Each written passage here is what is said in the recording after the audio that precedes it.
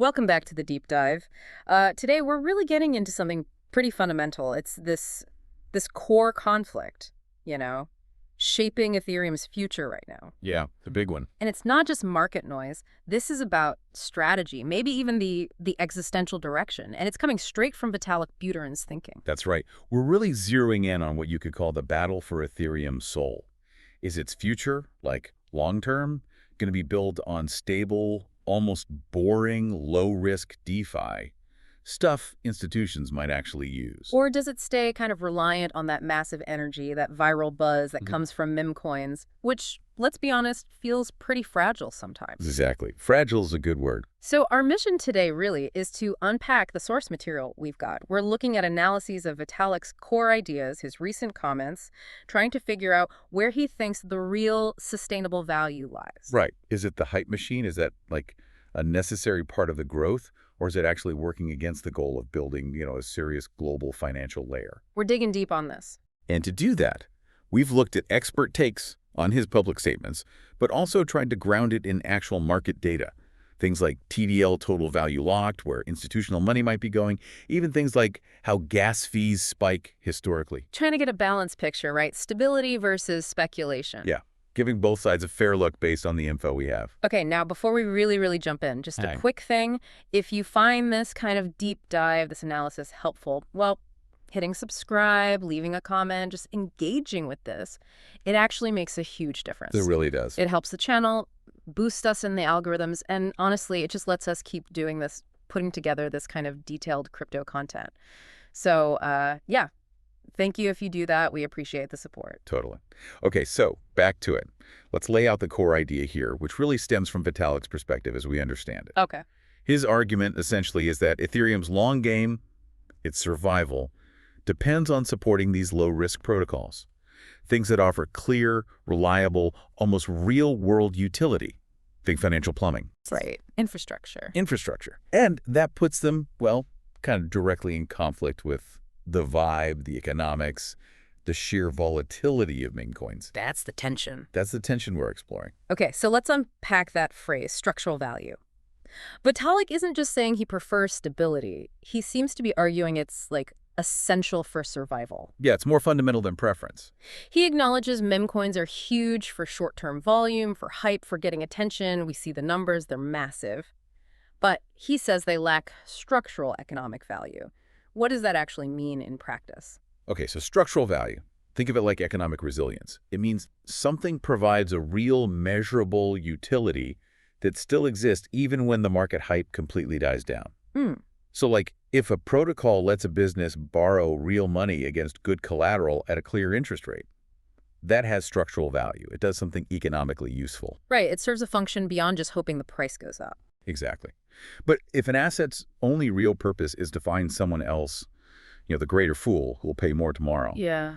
its value is basically just psychology. It's speculation. So Vitalik's drawing a line, saying one lasts through bear markets, the other just vanishes. Pretty much. A real financial utility keeps working.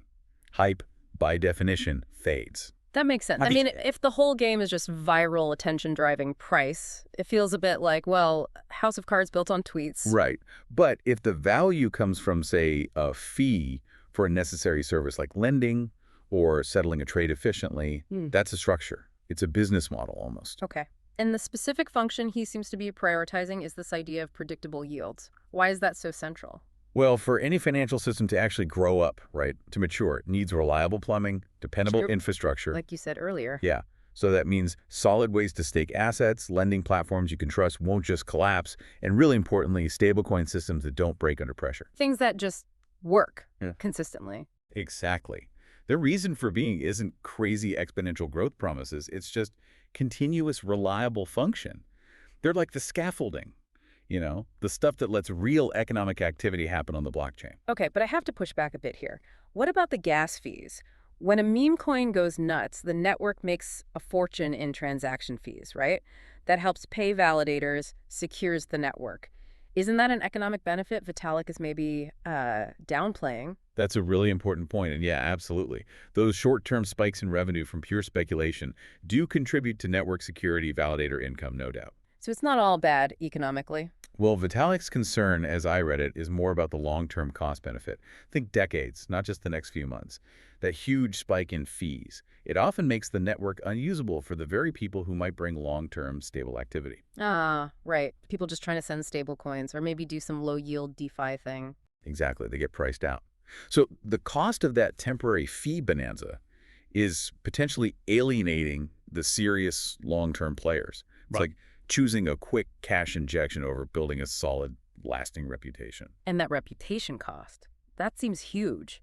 If the main story people hear about Ethereum is just, the latest dog-themed coin going parabolic or And It, collapsing. it actively undermines the goal of being taken seriously as a technology platform.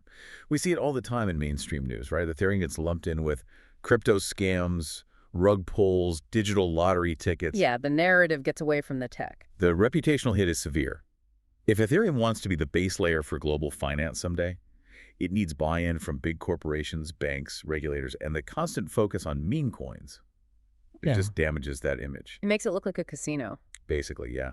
Vitalik seems to be arguing you can't really be both things at once. You can't be the serious infrastructure for the future of finance and the world's biggest digital slot machine arcade. The casino vibe overshadows the serious tech, the EVM's power, the consensus mechanism. All that stuff gets lost. Completely.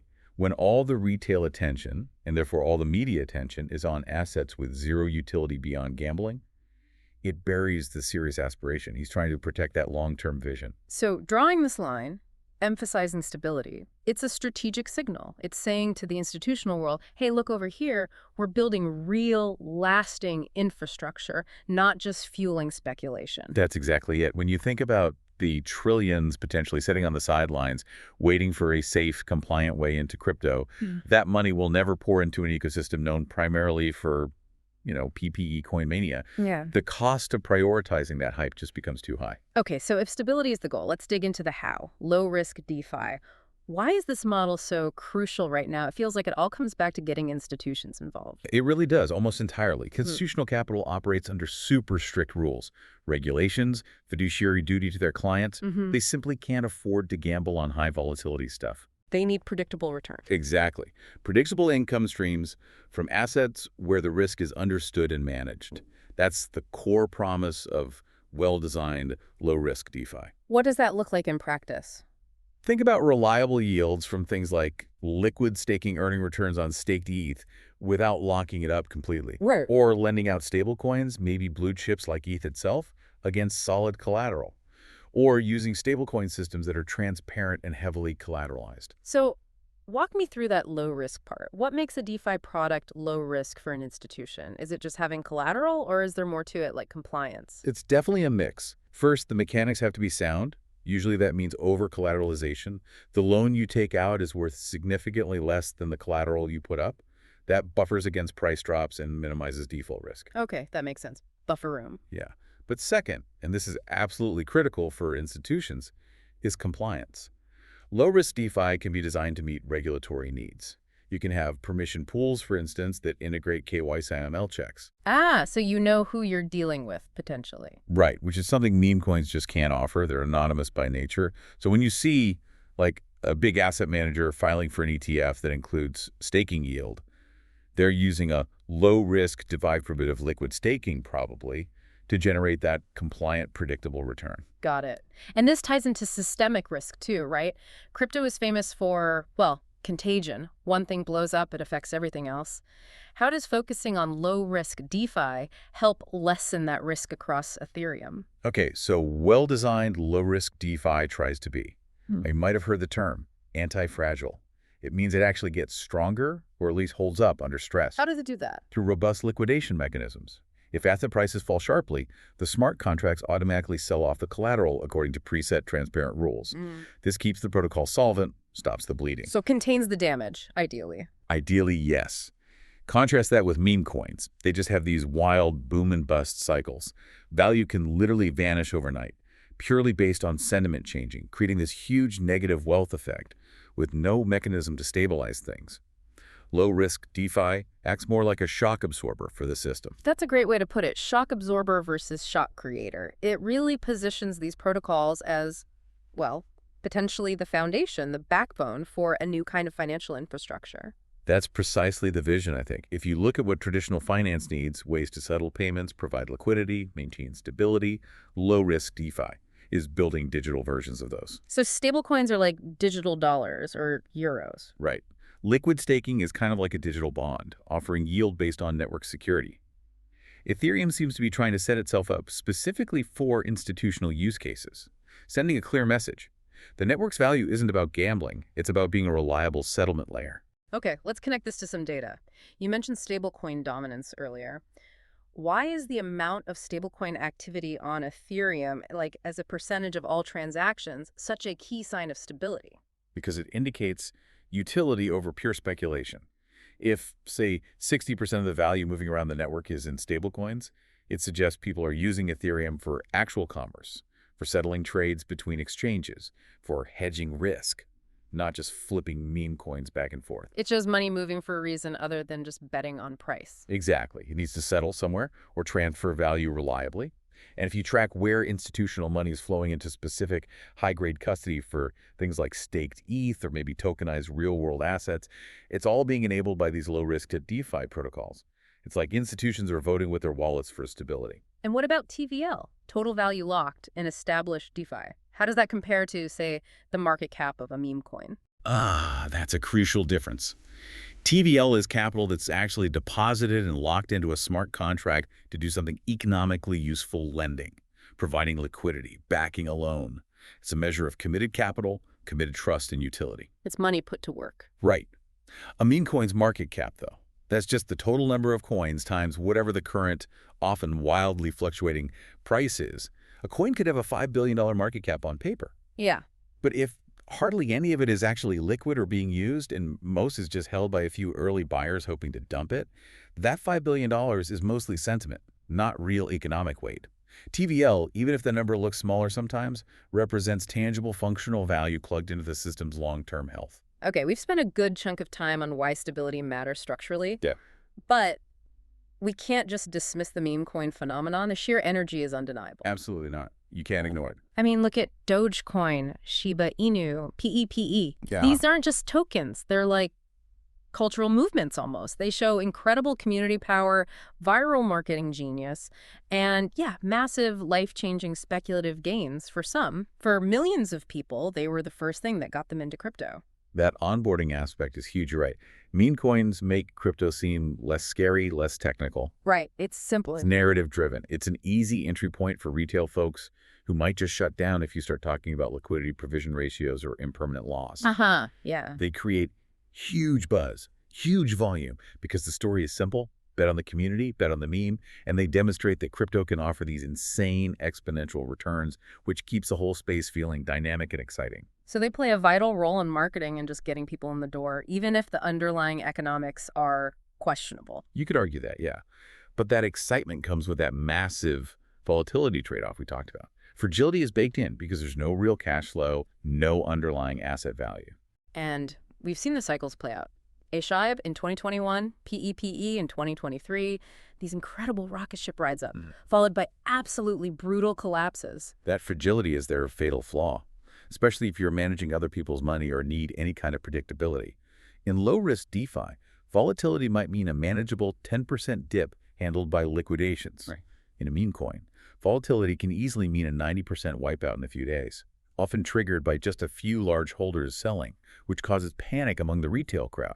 Because there's no utility, they're incredibly vulnerable to manipulation and just certain shifts in sentiment.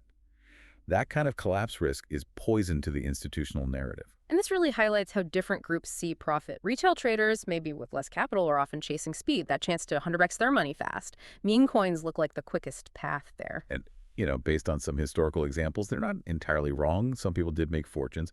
But institutions, they operate on a completely different timescale and risk tolerance. They explicitly choose stability, measurable returns, predictable risk over speed. They need to know it won't just evaporate. Exactly. They need due diligence. They need assurance it won't implode because Elon Musk tweeted something or the meme just gets old. They trade speed for security every time. We can actually see this tension playing out on the network level, right? With gas fees. Those spikes are like a fingerprint of meme coin mania. What does the data show when a hot new token takes off? Oh, the gas fee charts are incredibly telling. When a new viral meme coin launches and everyone piles in trying to mint or trade it on decentralized exchanges, ETH gas fees just go parabolic. We've seen them jump 500%, even more, in just an afternoon. Wow. It shows this immense, sudden demand for block space. But it's driven purely by speculation. It's highly inefficient, economically speaking. And how does that compare to the normal DeFi usage?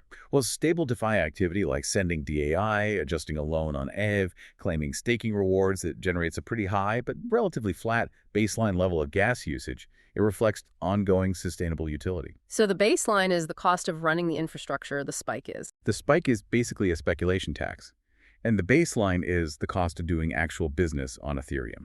And like we said before, those massive spikes, yeah, they're great for validator income for a bit, but they push out the utility users, the institutions, the businesses, the person just trying to manage their stablecoin loan. Precisely. The meme coin frenzy literally makes Ethereum too expensive for the very users they can die. Vitalik seems to want to attract long-term.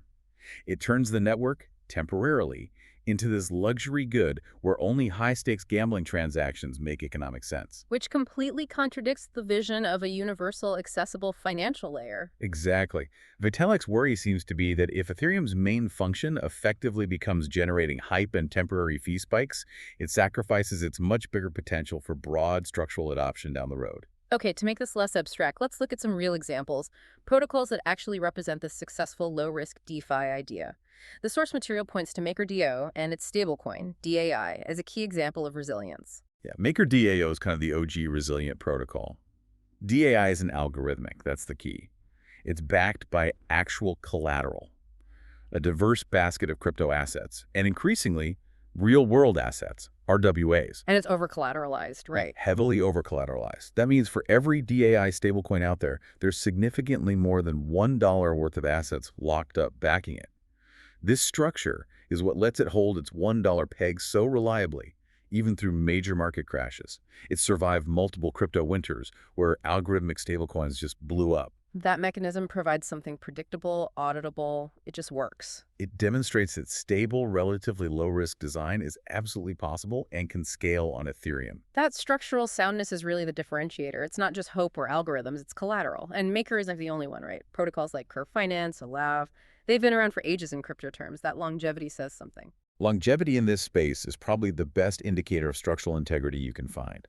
Curve is super important because it focuses on making swaps between stable assets like different stablecoins really efficient with low slippage. It's part of that core DeFi plumbing. The backbone stuff. Exactly. And Agetiav, as a major lending and borrowing platform, has shown pretty robust risk management over years. They don't promise insane, unsustainable yields. They offer realistic interest rates based on actual market demand and supply, with complex but transparent liquidation systems. Their growth has been steady, compounding, not like the flash-in-the-pan meme coin charts. Totally different pattern. And when institutions look at risk, they're not just looking at today's yield, they're looking at the track record. Have these protocols operated smoothly through tough times?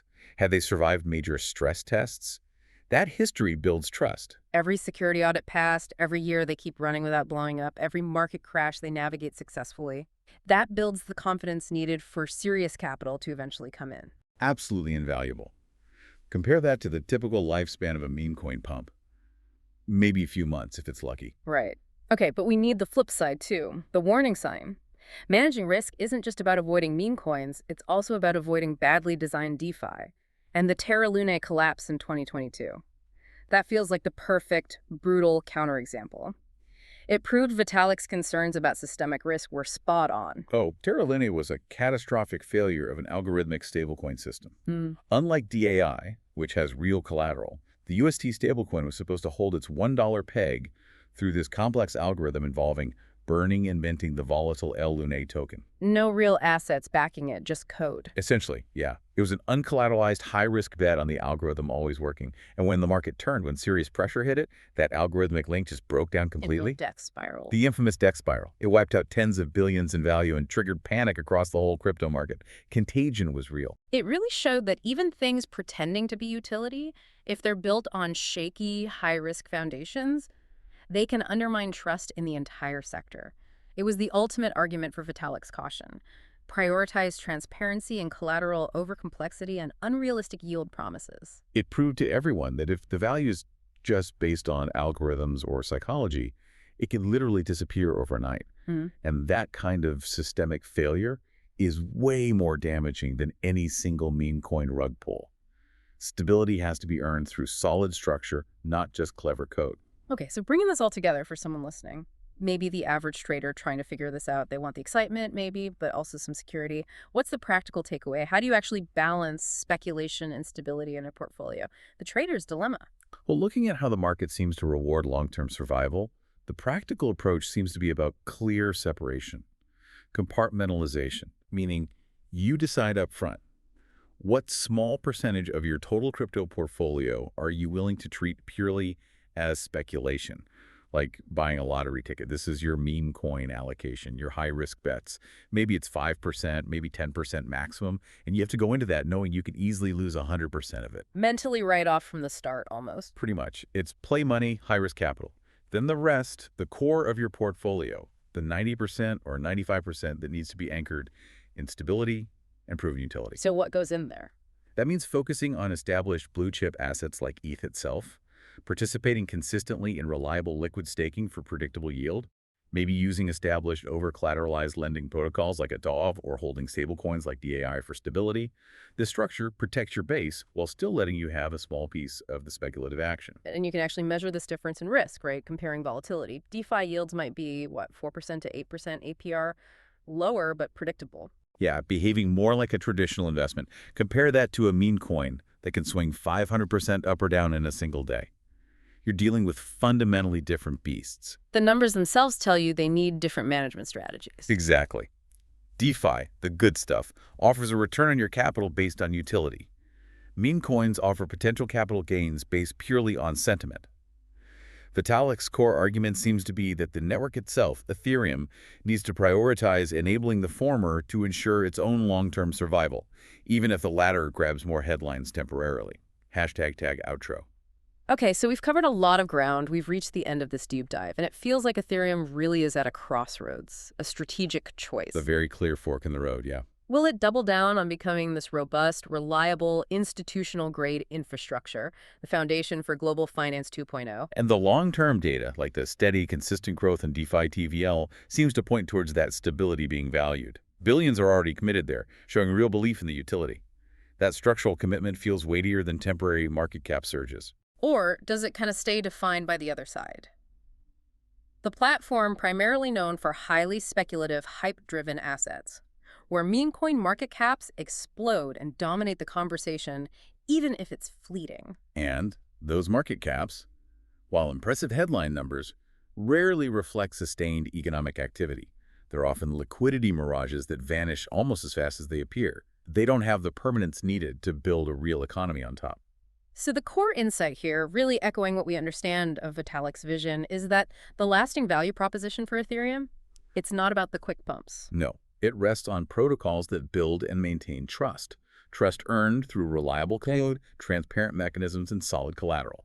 That trust, built by stable DeFi, is the real fundamental asset being produced here. That's a powerful takeaway for anyone involved in crypto, and it leads us to our final thought, something for you, the listener, to chew on. If stability really is the key to unlocking institutional adoption, and that adoption brings trillions in steady, consistent capital, could a mature, stable, maybe even lower-yield DeFi ecosystem ultimately generate more predictable compounding and maybe even greater long-term wealth for the average user than the lottery ticket odds of any single meme coin ever could? It forces you to ask, are you playing the long game, the sustainable marathon?